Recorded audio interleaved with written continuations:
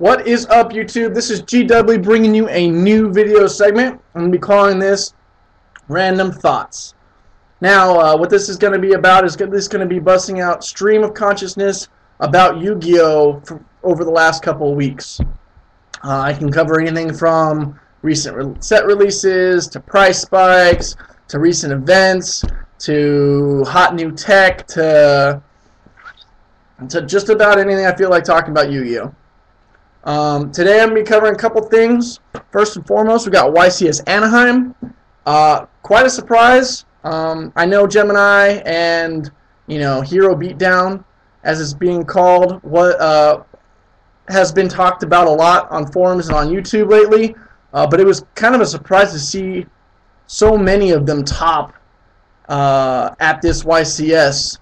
It was kind of shocking. I know the deck is obviously good. It has lots of plays, lots of even trades and stuff like that, and then you just have 1900 beaters sitting on the field just waiting to be Gemini sparked, or or abusing the fusions that they have access to. But it was just kind of a surprise just to see so many of them top so quickly, especially since we had a big event 2 or 3 weeks ago at Charlotte that they really weren't around. Not surprisingly, Psychic Plants and especially Gravekeepers were in attendance. Gravekeepers especially did very well, to no one's surprise. The deck is really good. I mean, the builds only differ by 1 or 2 cards, which goes to say that it's good because the theme is nicely supported, but at the same time, like, it's kind of boring and just leads to no originality. But then again, with a deck like that, I mean, Necrovalley is just so good and just says no to so many things, in conjunction with, the Solemn Brigade, and then, having access to triple duality, not caring, and then, Royal Tribute. It's just dumb. Even the most novice player can pick it up and win some games, win a local, and just in the hands of a pro player, it's just dirty what the deck can do. It brings me to my next point that I wanted to kind of talk to you about today. Look at the top 4 deck list. What do you see? You see a lot of Solemn Warning, a lot of Pot of Duality. I know some people have covered this in the past, but this SJC even just proves it more. If you don't have these cards, you're not going to win competitively at Yu-Gi-Oh! It's sad to say. I know Charlotte had a couple decks that didn't run it. I think one of the Monarchs decks didn't run either of them, and neither did the Fish. But then again, those are kind of some weird decks when you really think about it. They don't usually conform to the norm of Yu-Gi-Oh! Anyways. Plus they have Treeborn Frog and stuff like that they're trying to just abuse the heck out of. So maybe it doesn't apply to that deck, but a lot of I don't want to say normal, but normal decks where you have to summon a monster every single turn and counteract your opponent's moves. Pot of Duality and Solemn Warning are just too good not to play, and their prices right now are just ridiculous. You're looking at least $125 to $130 for Pot of Duality. Solemn Warning probably around $100. So if you need a play set of both of them, you're shelling out around $500 at least for these cards. That's a lot of money for something that's only going to take up 5 slots of your deck, or maybe 3 at the worst. This isn't a kid's game no more. I was watching Robbie Cole's recent video on his 21 questions, and he was talking about the first deck you played and so on and so forth. You look at those decks, way back when I actually played in the LOB Metal Raiders era. Man, you could buy a whole deck for, no joke, maybe $50 at most.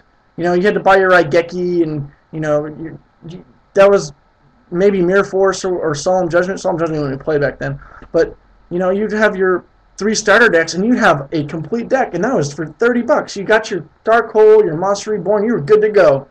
But it's amazing how times change. Obviously, I would say it's for the better. It's more of a spread out meta and whatnot. I actually like the meta right now, except for the prices in this game. But maybe Konami will do something to help us out. Hidden Arsenal 4, Turbo Pack 5, and blanking. Oh, the new Gold Series is coming out. Coming out with a lot of reprints, a lot of new cards to play with. Hopefully, the Gold Series isn't exactly fully spoiled yet. Looking at it, I'm not exactly impressed. Yeah, it's nice to have reprints of Doom Caliber and have a shiny Royal Oppression. I love the shiny Royal Oppression idea. I think it's a great idea. But I'm kind of disappointed so far. Titanium and Gravekeeper Spy didn't really need to be reprinted. Obelisk, yeah, it was a promo, and I can see why it was reprinted, but at the same time, I don't really care because that card doesn't really see play except in some fun decks. You know, a lot of people are saying, you know, it's impossible for Konami to put out Pot of Duality or Solemn Warning in this Gold Series set. I personally think those people are crazy. I think it'd be a brilliant move by Konami if they did this. Not only does it kind of level the playing field for the semi-competitive to competitive players, it'll sell the set easily. Even the little kids know what Pot of Duality and Solemn Warning do and how good they are. You know, it would sell the set. And, you know, these people are saying that Pot of Duality and Solemn Warning aren't going to come out because they're too new. DRV is sold out. It's not that Konami's not making any more money. Konami does not give a crap about the secondary market. So they can feel free to print it whenever they want, and they'll make their money on it regardless. Because you're telling me if Pot of Duality and Solemn Warning, as well as, you know, cards like obviously Doom Caliber Knight and maybe like Fossil Dyna or you know, some other stuff get reprinted, that the set's not going to sell out within a month or two? Oh, it will.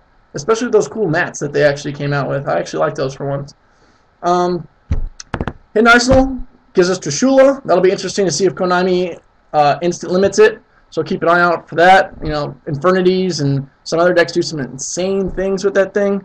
Other than that, I'm not really too excited about Hidden Arsenal. The promos in it are kind of cool for the special edition. You have Ember's Blade and you have Natural Pineapple. Pretty cool promos. Definitely good to see, you know, and be able to get a Ember's Blade for, you know, $5 or something like that. Turbo Pack 5 came out.